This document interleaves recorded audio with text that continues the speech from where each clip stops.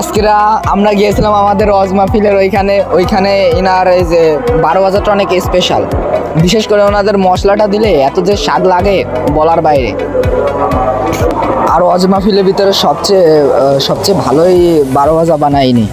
ইনারটা অনেক সুস্বাদু, খেতেও প্রচুর পরিমাণে মজা। আশেপাশে আরও অনেক লোক ভিড় করে আছে এবং ইনার খাওয়ার জন্য, ইনার 12 ভাজা খাওয়ার জন্য অনেক সিরিয়াল দিয়ে মানুষ দাঁড়ায় আছে।